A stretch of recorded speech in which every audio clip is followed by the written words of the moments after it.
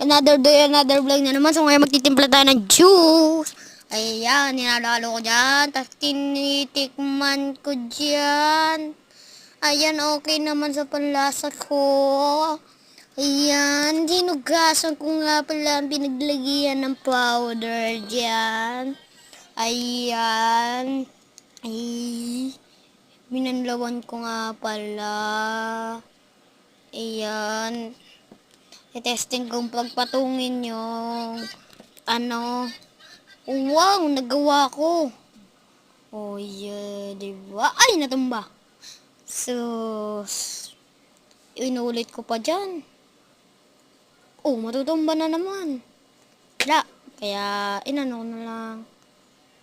Wala na. Oo, patumba talaga. O, ganyan ginawa ko. Wow, natutumba pa rin. Bye-bye.